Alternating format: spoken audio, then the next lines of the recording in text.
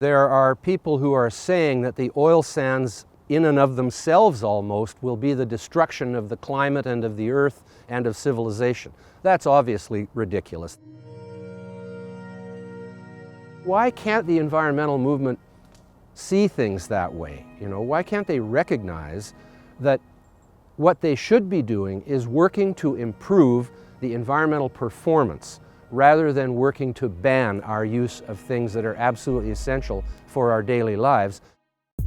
I have been an environmentalist ever since I heard the term environmental. And that was back when I was in university and undergraduate work. I discovered the science of ecology from the great ecologist Vladimir Krajina, who taught at UBC for many years. And since then, I have been dedicated to learning and understanding environmental issues, sustainability issues, every day of my life.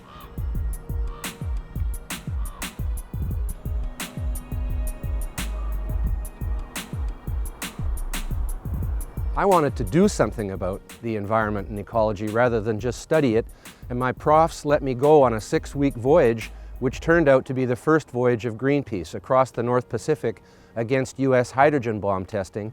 We were there at that point in time, and we became Greenpeace, and I went on to spend the next 15 years full-time in the top committee of the group. It evolved into something that I didn't fit in anymore. But to this day, I believe that all of the positions I'm taking on environmental issues are based on ecology and science and logic.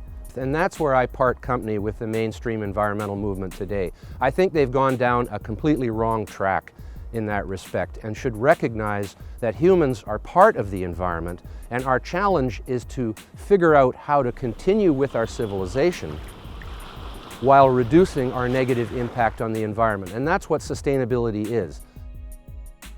When I made the transition from an environmental activist in Greenpeace to someone looking for solutions, I basically made the transition from the politics of confrontation, telling people what they should stop doing, to the politics of trying to find consensus about what we should do instead. I decided to come out and speak about the oil sands from an environmental perspective because I was simply fed up with the misinformation that was being communicated to people in our markets, in the United States, in Europe, people who can't see the oil sands for themselves and are simply shown pictures of the earth all dug up and a big mess being made as if it's going to stay that way forever. When in fact I know from personal visits to the oil sands that every square foot of disturbed land is going to be reclaimed back to a boreal forest again, and indeed many thousands of acres already have. I know we need oil, and we'll continue to need it for a long time into the future. Hopefully we will develop technologies that will gradually reduce our dependence. My objective from an environmental point of view would be to make sure that that oil was being produced and delivered in the most environmentally sustainable way. And that's where the environmental movement has lost its credibility in my eyes. They are proposing so-called solutions that would cause untold suffering to human beings around the world. And they don't seem to see that. Just take oil as one of the fossil fuels, is over 1/3 of the world's energy supply and runs nearly all of our transportation, whether it's moving people or moving goods around the world.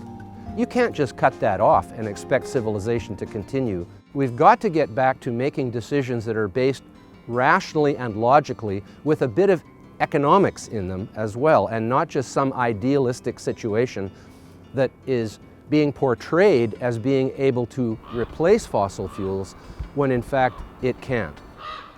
What you want to do in the end is have a pipeline that is designed to be as safe as humanly possible with the technologies that we have at our disposal today. And if that is the case, I would be in favor of it, because we've got to get the oil to the markets where it's needed.